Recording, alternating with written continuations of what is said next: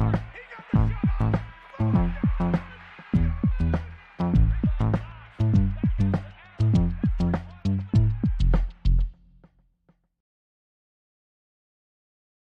back to Mountains to Mainstream Sports. I'm your host, Andrew Evans, with my co-host here, Peyton Fitzpatrick. Guys, we've been away for a little bit of time here, probably going on over a month, but we're back now. We're excited to bring you guys a new episode. To start things off today, we're going to kind of talk about why we've had kind of a little bit of a pause here, a little break in the action. Peyton, what have you been up to these past few weeks? Nothing but school, man. So this past 2 months, I've been on my OBGYN block. Been working night shift on labor and delivery, helping deliver some babies. And then these past couple weeks, I've actually been studying for my board exam. My Step 2 exam's coming up at the end of March. All prayers will be greatly appreciated. Hoping to put up a good score there. So far, my studying has been pretty good, and I figured what better way to take a break from studying to get a little bit of recording done for the podcast. Yeah, and for you guys that are new here, my buddy Peyton here has been in medical school at Marshall for a few years now, and I told him before we even started this, I knew we would face some challenges. Not only does he have a busy schedule, I have a busy schedule, definitely not a medical school schedule, but, as far as I go, I was transitioning to the end of the season with my middle school basketball team at Lenore. We finally wrapped the season up there. And we'll kind of dive into this more a little bit later. We had some flooding hit our area, here recently, which everybody knows. And, the Lenore Community Center, which is a facility that my cousin and I kind of, facilitate or run, if you will, we kind of use that. That became a flood relief station in Lenore. And although in the beginning, I was more than happy to help, and I'm really appreciative of what we was able to do, all the volunteers that came and worked and so on. But man, it became something way bigger than I ever thought it would. I was proud of our community for stepping together, banding together in such a tough time. But that definitely took away a little bit from the pod. So happy to be back. Happy to get an episode out here for our fans. Today we're going to start with our first topic we have in our outline here. And since it's been a little bit, even though this trade has took place probably a few weeks ago, we're going to talk about the Luka and Anthony Davis trade. This is something I legit woke up to, and I'm pretty sure Peyton probably had sent me 40 messages because he's a night owl sometimes, or he's probably working. Who knows? I was in Indianapolis. I just got done watching the Royal Rumble.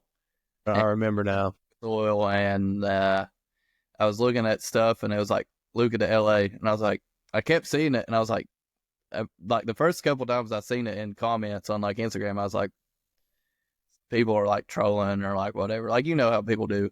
And then I kept seeing it, and I was like, why are people posting Luka to LA under everything? And I went on ESPN, and it was there, dude. And I was like, I started blowing Andrew's phone up. I was like, we got to get a pod episode in. Yeah. And mine, what was your initial reaction to that as far as just, I know after you have time to think about stuff, you get a more elaborate opinion, but just initial thought, what was your initial thought was that the Mavericks got cooked. I didn't even need to see who was involved in the trade, dude. If the Lakers traded AD and LeBron for Luka, they would have won that. I'm just saying, dude. You got a 25-year-old generational talent. Seriously, who could the Lakers have given up to lose that trade? If they give up LeBron and AD both, like, you're getting rid of 2 max contracts, but they have essentially built their future for the franchise for the next 10 years. LA is already a destination. Add on the fact that you've got the best young superstar, in my opinion, to build around in Luka Doncic. There are other great young superstars. Shai Gilgeous-Alexander, repping. But as far as like to play with, who is going to make you better, Luka is that guy. Like, you can go out to free agents, say, come to LA, and we've got a guy that's going to make you look like a superstar. Yeah, I mean, me being the Kentucky fan I am, and if anybody's wondering, I'm not necessarily a Lakers fan, I would say. Right now I am because LeBron's there. I'm on that LeBron wagon, but I am repping the SGA jersey because more so than anything, I'm a Kentucky basketball fan.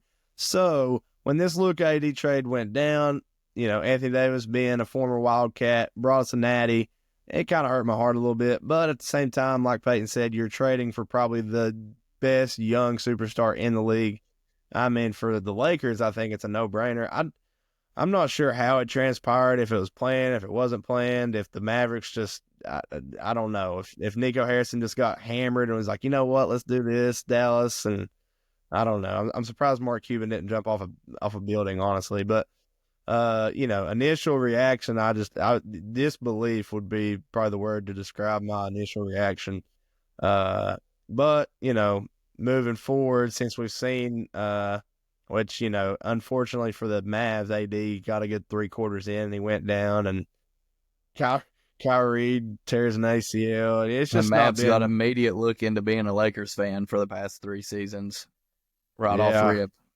It didn't take long, but and Luka, I think offensively struggled probably first few games, and he's starting to look better. I look for his numbers to look a lot better coming up just because LeBron's going to be out for a couple weeks. The groin injury for LeBron, which they're saying 1 to 2 weeks, I think could be a blessing in disguise. Look, you're resting LeBron going into the playoffs, basically, and you're allowing Luka to fit with these pieces around him in LeBron's absence, kind of getting familiar with everything that's got going on, and then you're going to bring LeBron back in. And I've kind of liked what JJ's doing. I've watched quite a few of the Lakers games since they've got Luka. Anybody that knows me, Luka is my favorite player in the NBA. He has been ever since he's been a rookie. Kobe was my favorite before him. When Kobe retired, I had to pick somebody, and I just gravitated to Luka. Moment he was drafted, I was like, this is my guy, and he turned out to be a stud beyond even what I imagined. And now that he's on the Lakers, the big thing for me is I can actually watch him on TV because media will not stop showing the Lakers, which is great because, I was catching him 3 or 4 times a year, and now I can watch him 3 or 4 times in 2 weeks. And so I've stayed up for these late West Coast games, and I've liked what JJ's done with cycling out LeBron and Luka. They start together, but then, one of them will go out and they'll play a couple minutes with just LeBron, and then they'll take LeBron out for Luka, and kind of staggering that. And they play so similarly on the court. I know LeBron's more athletic, but their play styles are so similar that it's like you're never missing that part of the offense anymore. Yeah, I agree with that. And, not to even mention just those two, I think Austin Reeves just keeps on getting better. Man, he's becoming one of my favorite players. Actually went on eBay and bought a rookie auto of him the other day just because, I'm really liking this guy. I liked him when he was at Oklahoma, to be honest. Thought he was a dog then, but he's really fitting the mold there in L.A. But, at the end of the day, they've got some sneaky role players too besides Reeves. Like Jared Vanderbilt hasn't played much. I know a lot of people probably haven't realized, but the other day I was watching, he's only played he's only 12 games back from injury when they got Luka, I believe, something like that. So they were still facilitating him in. He's a great asset on the defensive side of the ball.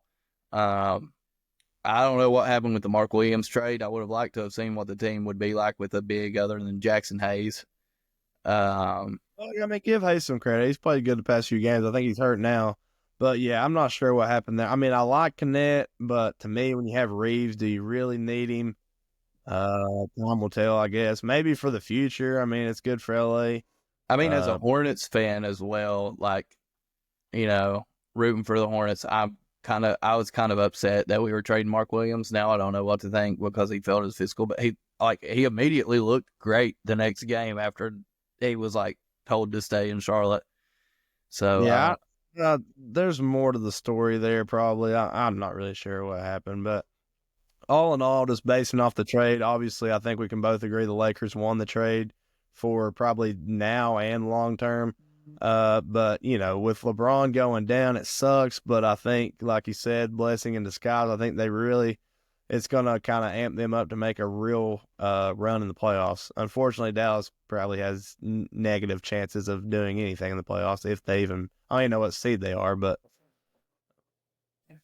They They were might be. hovering around the 5 seed, but they're about to plummet without Kyrie. I mean, They might stay in play-in spot, but I don't see them doing much. and I feel And bad for Clay, man. Like, that team was looking good this season. They just went to the finals. They added Klay Thompson. Like, things were on the up and up. They're always a second half team, which maybe that was the frustration as like Luka comes in out of shape. But I think there's a lot of superstars you can put, like Jimmy Butler is another guy that doesn't really turn it on until the second half of the season. So I don't know what more you can ask from your 23, 24-year-old superstar other than taking you to the NBA Finals.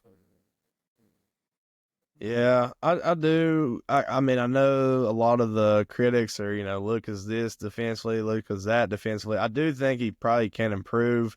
Hot take, and this is just something I've seen on Twitter, people kind of going back and forth, but I do kind of agree that the NBA should look into maybe shortening the season just because you get so many injuries in an 82-game season anymore. I mean, I don't know.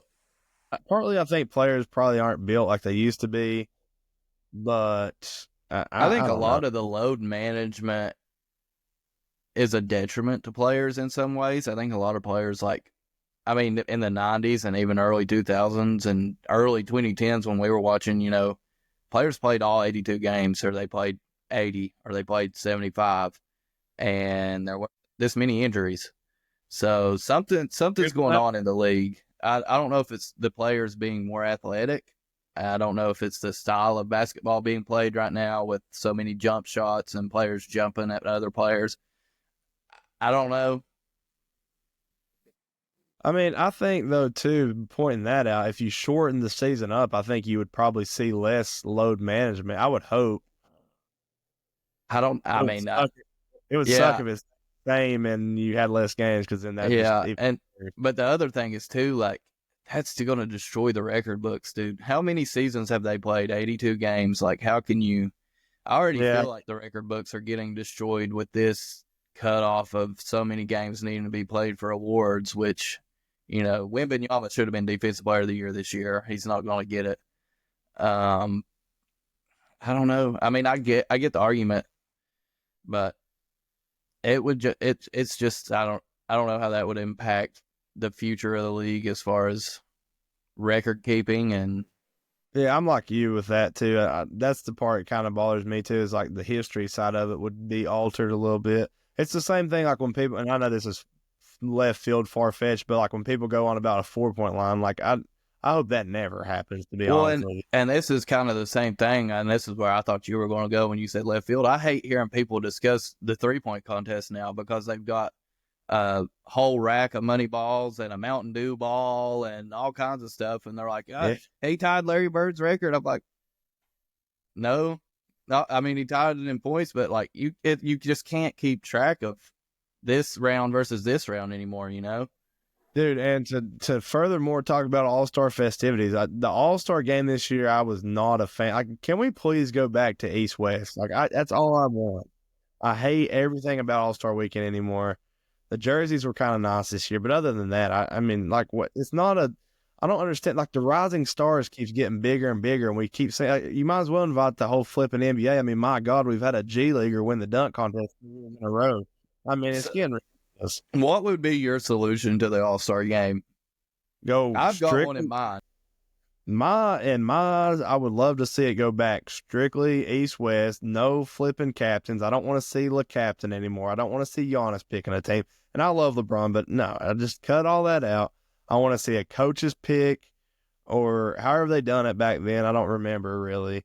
But I just want to see an East-West All-Star game is all I hope for. And maybe some kind of incentive where the players will actually play the game and not just, throw lobs. See, I think they need to take on the whole MLB approach, which is like winner of the All-Star game gets home court advantage in the finals. East versus West. Whoever wins gets home court advantage. I think that gets your top level guys at the very least to play hard, right? Like if you're Tatum and Jaylen Brown going into this game and you're like, well, we're the 1 seed, like we want to have home court advantage going into the finals. I don't know.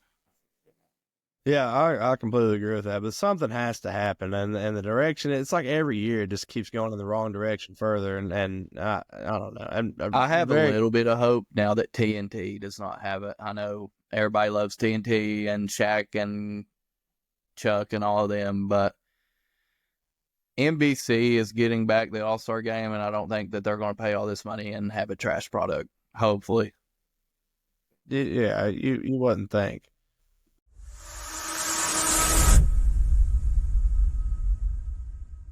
All right. So moving on into our next segment here, we've got our rant out about the Luka and AD trade. Not really rant, but our opinions and how we felt about that. Just absolutely absurd. Probably I would vote probably craziest trade in NBA history. It's up Yeah, there, top. yeah. It's got to be number one. It's probably number one. But anyway, moving on to some local sports for Peyton and I. We're going to talk about the West Virginia High School basketball tournament going on. And before we dive into, we didn't really plan for this, but before we dive into the boys tournament, can we just talk about the job Seth Uten has done at our alma mater of Tug Valley with the girls basketball team being the number 2 seed in the single A state tournament this year? Hey, listen, I think as long as I have followed high school sports in the girls single A side, you can count on Gilmer County being in there somewhere, whether it's 1 or 2 or wherever, usually 1. But Tug Valley being number 2 is just a testament to where, like, we talked about them way back in episode 1 and what our expectations were, and they were not this. So hats off to them. Hopefully they can march their way through the tournament I'm always going to root for them, and hopefully we see another banner and Naugatuck.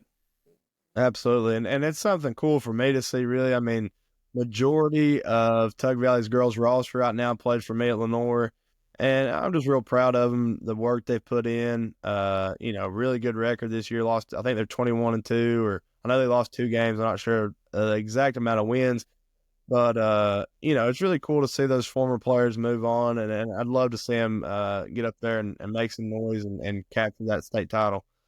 But as far as girls basketball tournament going on, I know a little bit about single A, but we're not going to dive into the upper classes because, to be quite frank, I just don't keep up with it.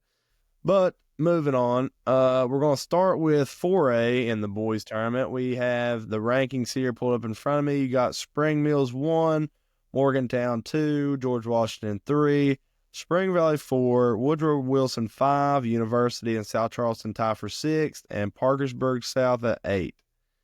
Two teams I've watched, 2 teams looking at those 4A teams that I've had the opportunity to watch this year. One being George Washington. They had a really stud player. I got to watch him at Zip Zone Classic this year. I forgot his name. He was a forward. His name will come to me eventually. Really good player.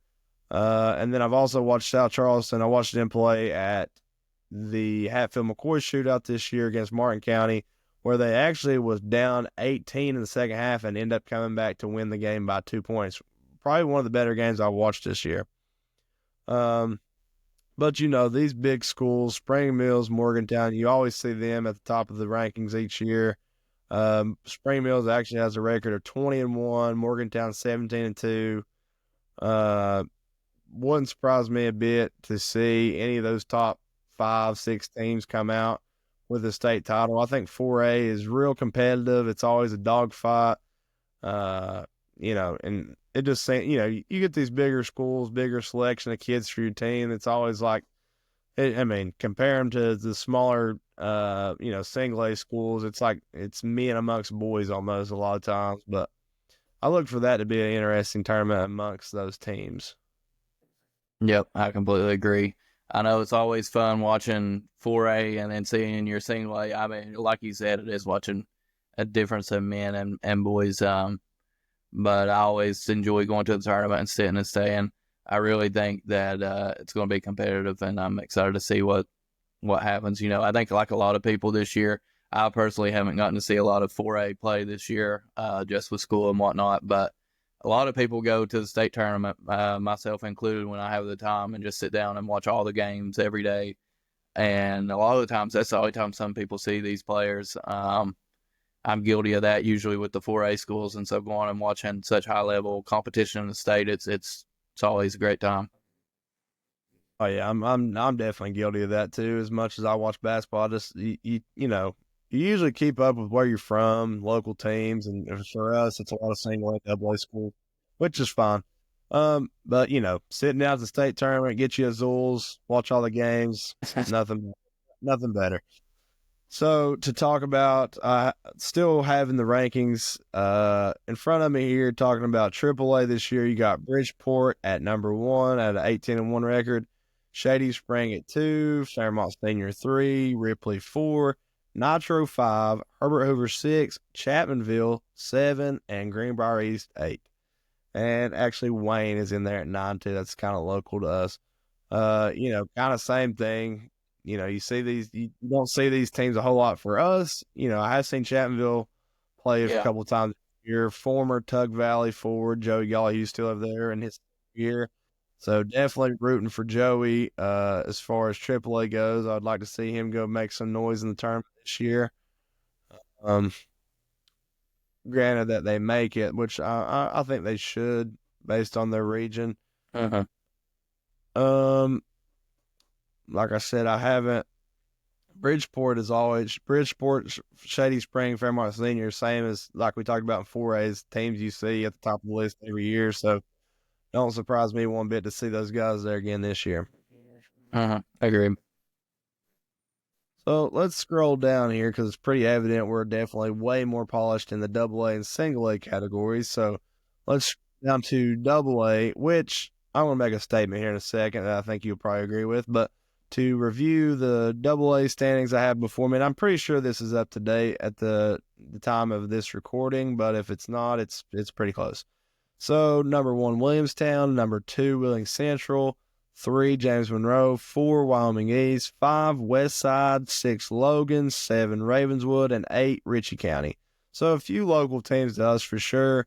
Talking about that number 1 seed, Williamstown. I watched Tug Valley beat them pretty handily at Logan earlier this year.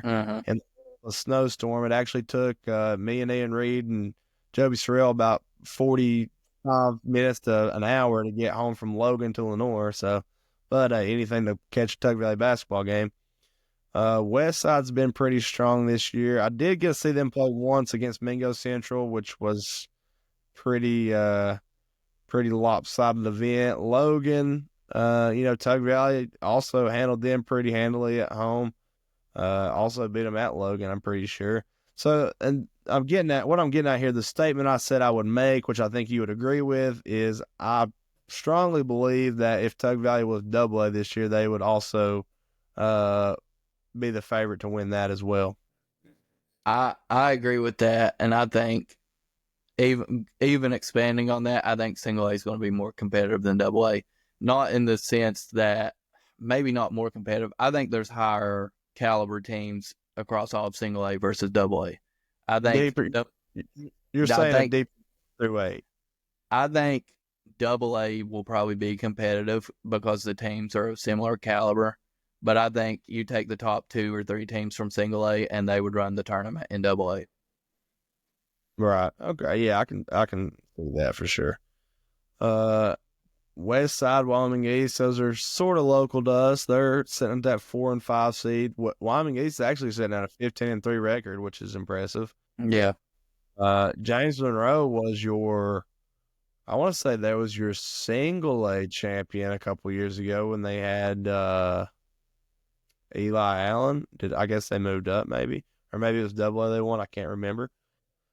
But anyway, same as the previous 2 classes, West Virginia High School basketball tournament, always pretty entertaining. So I look for that to be the same as the upper classes. So finally, in our most polished class that we have knowledge about here, being from Tug Valley, we're going to talk about the rankings here. At number 1, you have Tug Valley. Number 2, Tucker County. 3, East Hardy. 4, Greater Beckley. 5, St. Joe. 6, Clay Patel. 7, Magnolia. And 8, Wahama. Obviously, Tug Valley is your number 1 seed. Has been that number 1 seed for a majority of the season. And, it's, defending state champions.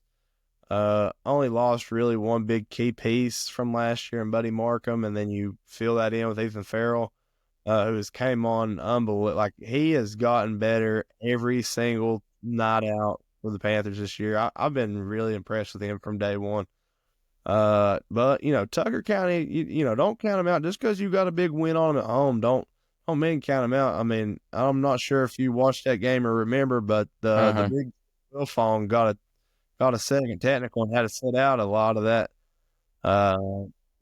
game. But and you definitely can't take his presence away when you have to play him in the tournament, because he's a 6'5", 6'6", maybe 6'7" kid that really uses his size well, can score in a variety of ways.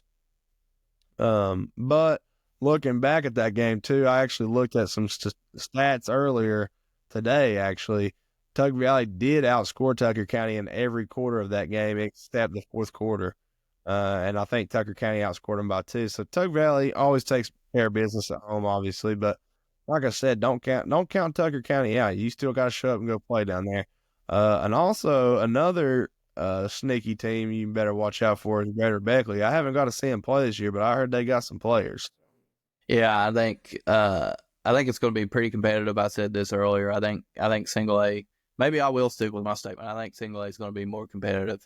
I think like you said, Tucker County is going to be tough to beat when they're playing under the bright lights. I think we've said it all year. Tug Valley's kryptonite size, and I think once you get in a situation where you're at high-stake games, more mistakes happen, that size becomes something that high school teams especially lean on.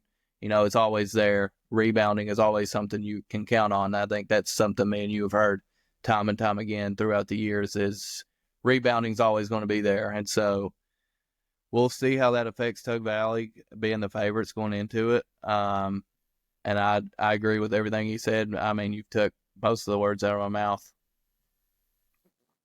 Yeah, but all in all, I think Tug Valley is your favorite to win. You just gotta show up to play at the end of the day. You can't take anything for granted. Just because you won last year doesn't mean you just waltz in and win this year. You gotta show up to play, and I really look forward to watching it.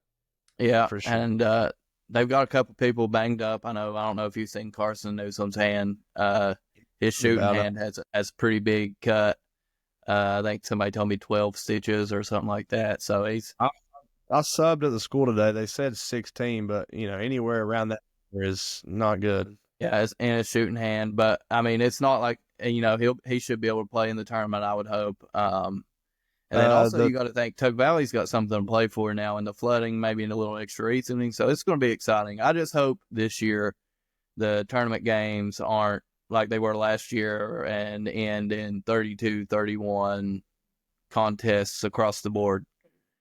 Yeah, I'm not sure if my heart can handle the tight contest again, but it's also the most fun to watch probably at the end of the day. Looking into our next topic, which is something that we brought up earlier and I said we would revisit, is the tragic flooding that happened in our area, just in the past month. And it's kind of one of those things, Mother Nature in our area, you don't ever know, man. You hear stuff, and I think people are kind of like, it probably won't be too bad. And then I don't know if you always feel like this. I feel like everybody you talk to when there's a big snow or a big flood and then whatever, you just hear like it's like 50-50 from everybody you talk to almost. Everybody tries to be the weatherman, I feel like. But anyway, I did know the flood, all of us knew flooding was coming in. I did not imagine it would ever become what it did.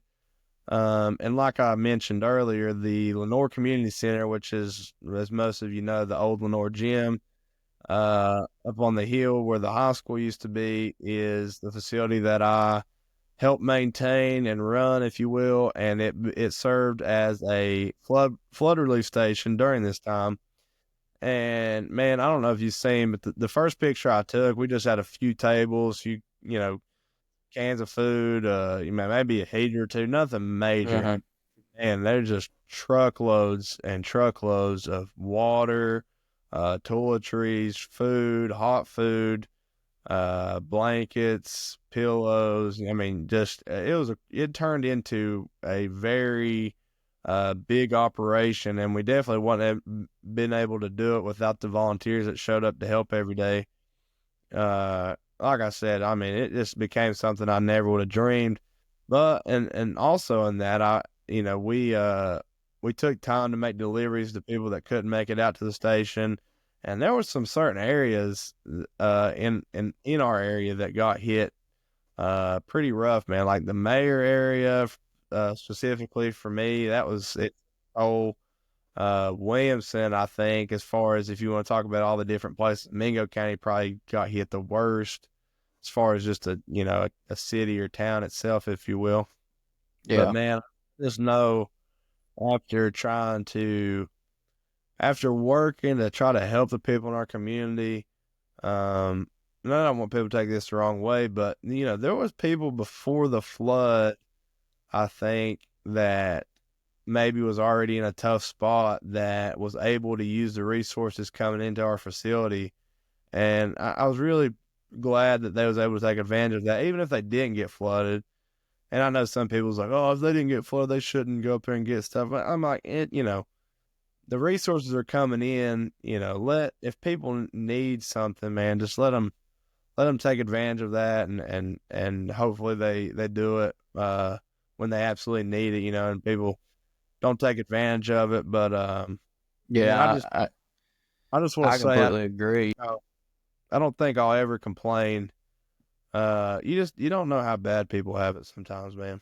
Yeah, I agree. I went down. I got an excused day from medical school, which never happens. But I got an excused day to go down and help out with some people from Marshall's Medical School and the family medicine clinic and stuff. We went down. We got some tetanus shots out to people, and we also just wanted to get out. We brought a bunch of donations and get out to the community. We went to Kermit Gym, and man, from what the Kermit Gym had at the beginning of the day to the end of the day was shocking to me. And just the outpouring of outreach and support and resources from everywhere. About the time we showed up to the Kermit Gym was when a lot of the former student athletes, Elijah Flutie, former quarterback, Braden Ferris, all of them had just come back from like a 12-hour drive to South Carolina, bringing some stuff back. And so, just everybody was all hands on deck in the community. We went out to Marbone Creek, helped out with some people. And like you said, man, like just going to the forks of the creek and going to check on people who were in those trailers that flooded and stuck it out, even though there was life rafts and stuff there. I mean, there was people that were in those trailers and in the grocery store at the forks of the creek and stuff, and we're sticking it out and just trying to help them clean up and, getting a look at parts of the community that, we don't really, see as often. Like these people were devastated and destroyed, and just being able to go out and get a warm pizza and bring it back to them, that just little things was, it was really touching to see. And really, I'm really glad, that we had so much support, and it made me proud of where we're from. Yeah, and to kind of wrap things up on this topic, I just want to mention one more thing. I was really proud of you talked about the youth in our area stepping in. There was a lot of kids I put in my basketball group chats for my kids at Lenore.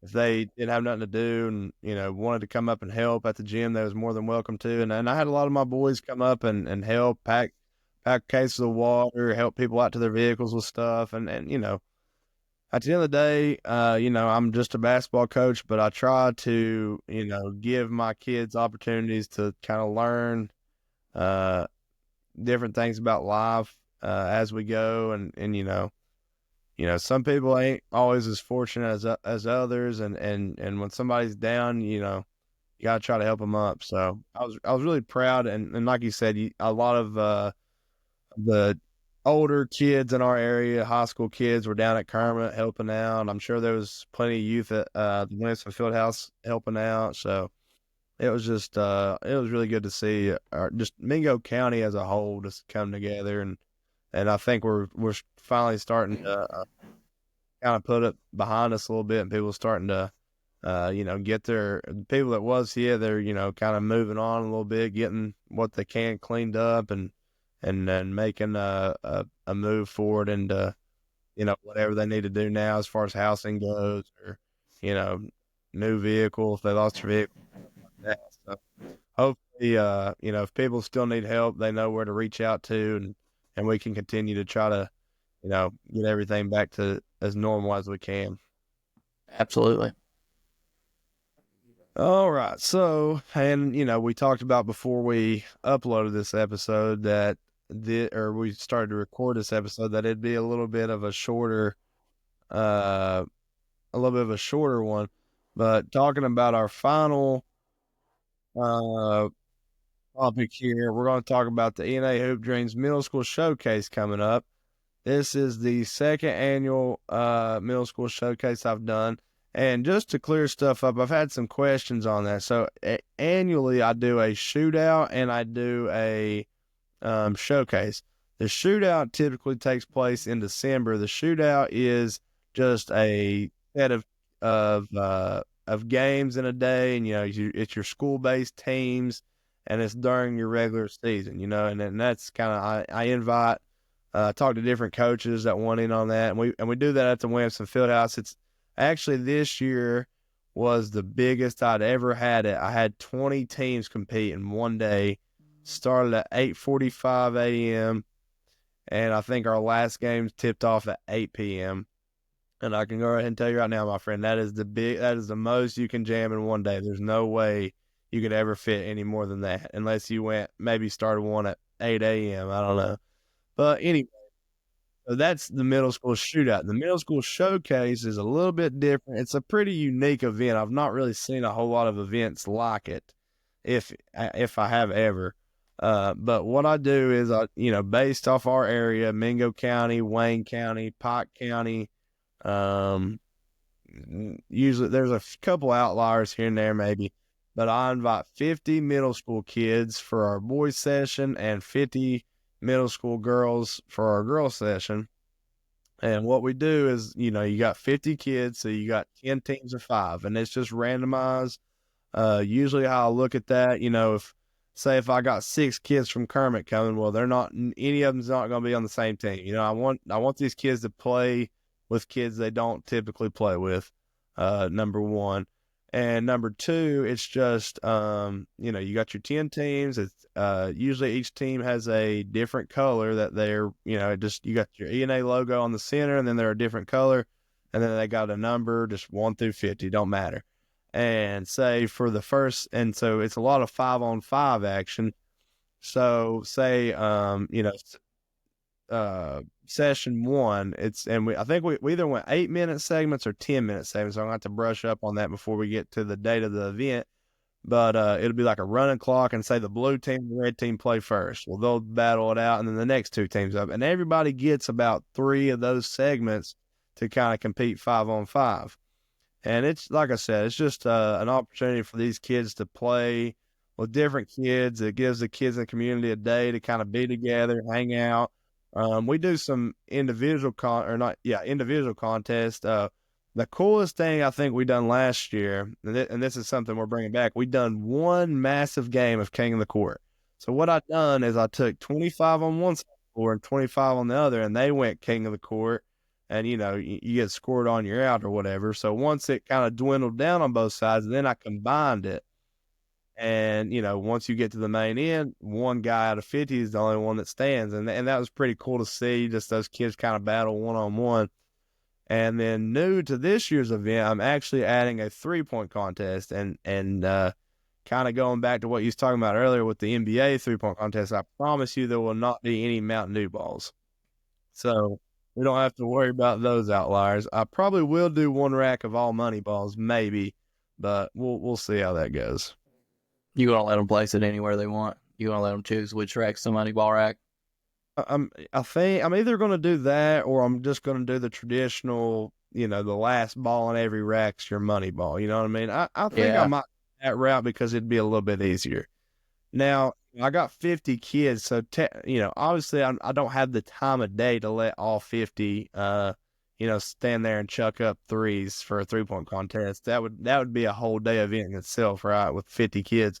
So I'm actually going to select, I think, 7 of the best shooters I think that are in the showcase, and they're kind of going to battle it out. But I think that's a cool addition. Like I said, it's a different kind of event. It's unique. But at the end of the day, I just really like to see these kids get together, hang out with one another, and just have a fun day. And we play it at the same facility I've been talking about up at the community center. This year the dates let me think. May 17th will be the boys showcase, and May 18th will be the girls. So, and I think we talked about maybe doing it all in one day once, but it kind of gives you a better perspective to do it separately, and gives the boys their day to enjoy, gives the girls their day to enjoy, and it went well. Yeah. So anybody that's interested out there that's listening to this or wants any more information, contact Andrew. He's your guy for it. Yeah, any middle school players that have interest that haven't received an invite from me personally, you can always send in game film to E&A Hoop Dreams on Facebook. We'll definitely take a look at it and consider you for the event. So, with that being said, Peyton, to wrap up today, that's all the outline that we had wrote out for this episode. Is there anything you'd like to end with for episode 4 on Mountains to Mainstream? Yeah, first off, I want to thank everybody for watching. If they made it this far, give us a like and subscribe and comment if you don't care. Good to be back. I know, like we said, this is a shorter episode, but we just wanted to get things rolling again. Like I said, I take my big board exam on the 29th. So after that, I'll be in my 4th year of medical school. Kind of a slower pace. I wouldn't necessarily say easier, but I'll have a lot more free time. And so that hopefully that'll be good moving forward. And then as we record episodes and stuff, I'll let you guys in on how I'm progressing, where I'm leaning towards as far as, how school's going, what I'm planning to do as far as my training for a doctor. And hopefully we can get into that some. And, one more thing is I hope that you guys tune in for the next episode for our March Madness special. Me and Andrew briefly talked about it. So I'm just going to go ahead and plug it here. Next episode is going to be one that you absolutely do not want to miss. Yeah, I'm real excited for the next episode. It's going to be a massive March Madness special. College basketball is probably my favorite sport out there, so real excited to dive into that. Peyton, one more question before we sign off here. Tonight was the semifinals of the 15th regional tournament at Pike Central High School. Lawrence County defeated Pike Central. Martin County defeated Floyd Central. So tomorrow night, 15th regional championship, you have Lawrence County versus Martin County. Without any kind of elaboration, because I think we're both ready to hop off, who do you take as your winner? Martin County. I am also going with Martin County. Just wanted to put that out there. We'll see if we're right. Come tomorrow night at 7 p.m. at Pike Central. Guys, just want to thank everybody for tuning in. Like Peyton said, we're glad to be back. And any of you guys that are listening, middle school players, high school players, we're always looking for people to interview, kind of broaden the horizon of what we do here at Mountains to Mainstream. So if you have any kind of interest on that, if you're a high school athlete, middle school athlete, and want to jump on here for an interview, we don't carry on too long. We kind of keep it simple, but we would love to have you. If you have any kind of interest in that, just message my Facebook page, Andrew Evans, or you can actually even message our Mountains to Mainstream page on Facebook as well. With that being said, we thank you guys for tuning in, and we'll see you next time.